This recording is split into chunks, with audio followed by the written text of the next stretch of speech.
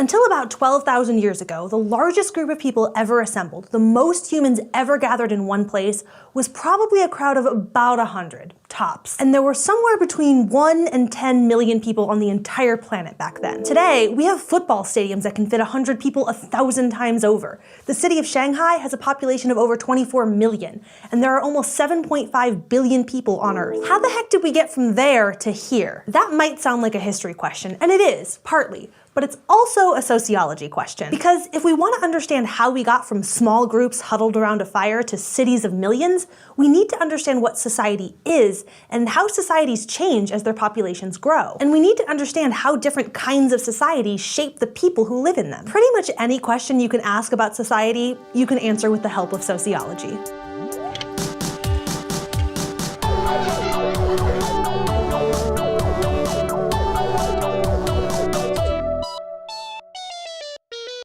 As long as there have been humans, there have been societies. We're social animals, and even when there were mere handfuls of us, we grouped together, forming the first societies. Now, society can mean lots of different things. A few families who spend all their time hunting deer and picking mushrooms can be a society, but so are the 70 million people of the Roman Empire, and so are the 1.2 billion people living in India today. So we need a definition that's going to include all of these things. And conveniently enough, we have one.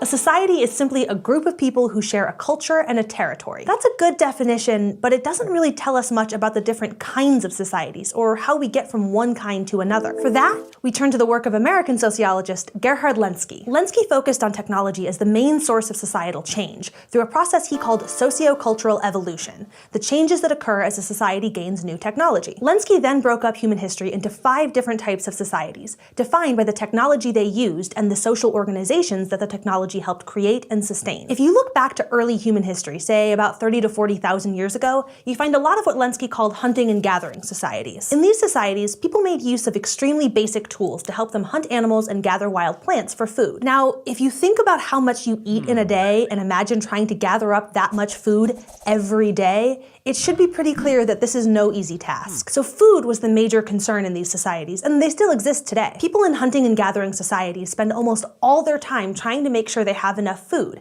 and they're nomadic, following migrating animals and wild harvests, so they don't build permanent settlements. So by their very nature, these societies tend to be small.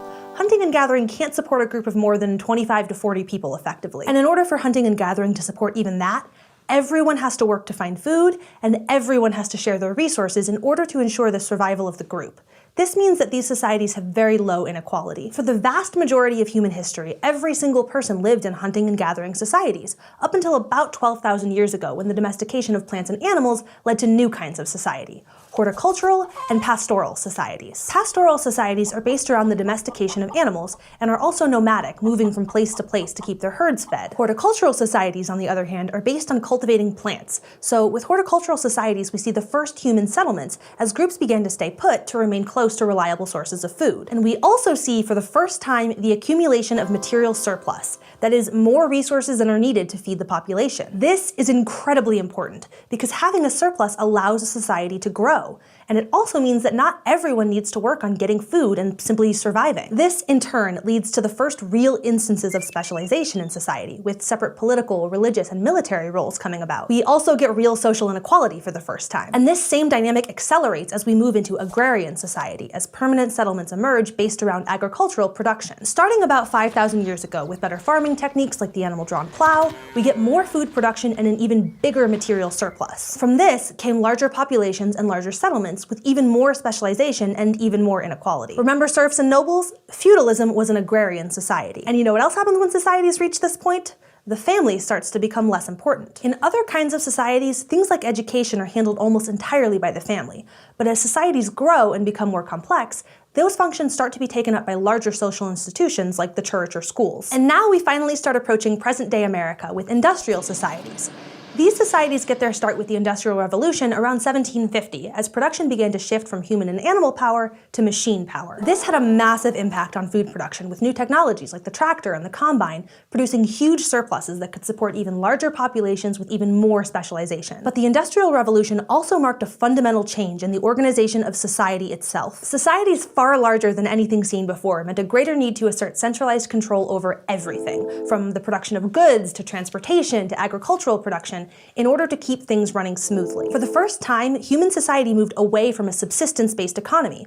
As mass production became possible, a capital-based economy emerged. As the surplus grew and specialization increased, so did inequality, with factory workers spending 12-hour days on one end and incredibly wealthy captains of industry making enormous profits on the other. It's no coincidence that soon after the Industrial Revolution, Marxism and conflict theory emerged. And the decreasing importance of the family continued as well, as more institutions stepped into traditional family roles. Industrial societies were the first to have universal public education, for instance, and for the first time, the majority of healthcare and caregiving were institutionalized, done outside the home in hospitals. The need to keep production organized also meant an increasingly urbanized population, because it's easier to control the resources you need if they're centralized. So people moved from the countryside to urban centers where the industrial jobs were. And all of this keeps going in Lenski's scheme of things, with specialization and technological innovation continuing until the development of the computer, a technology that gave rise to the post-industrial society. In post-industrial societies, we still see specialization, increased urbanization, and technological advances.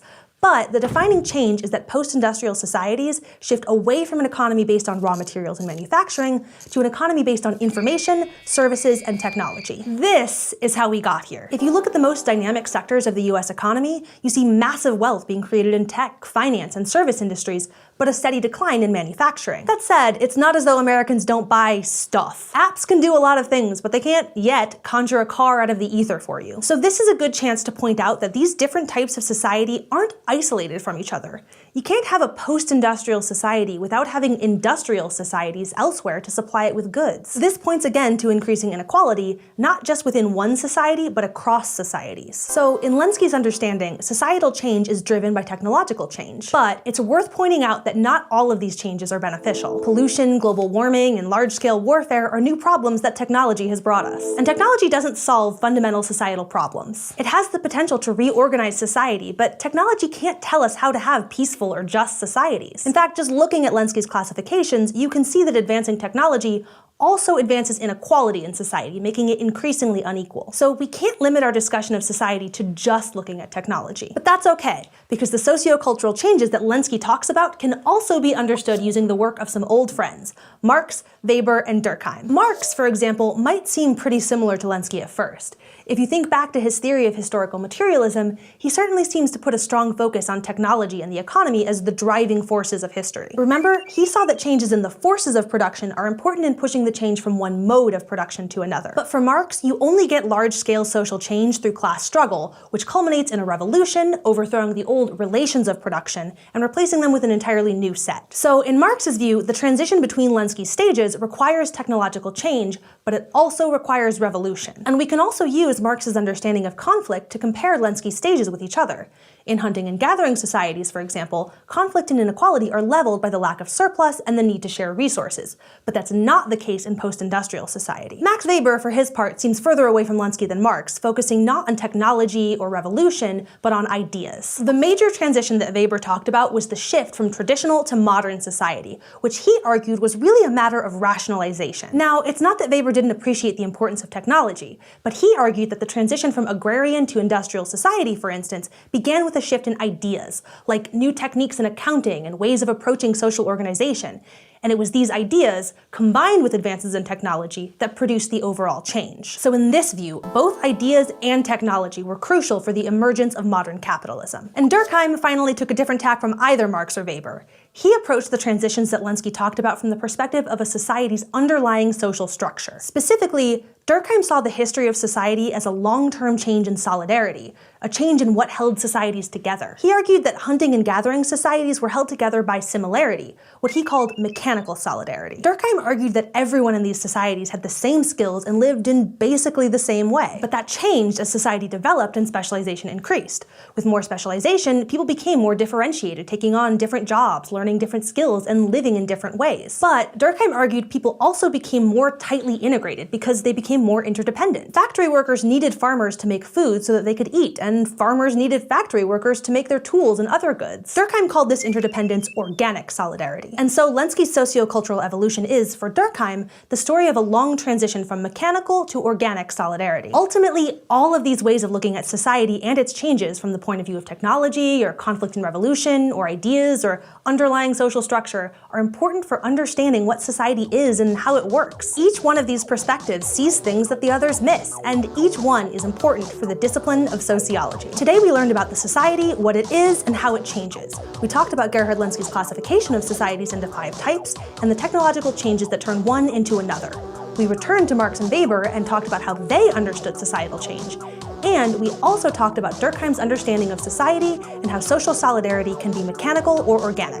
Crash Course Sociology is filmed in the Dr. Cheryl C. Kinney studio in Missoula, Montana, and it's made with the help of all of these nice people. Our animation team is Thought Cafe, and Crash Course is made with Adobe Creative Cloud. If you'd like to keep Crash Course free for everyone forever, you can support the series at Patreon, a crowdfunding platform that allows you to support the content you love. Thank you to all of our patrons for making Crash Course possible with their continued support.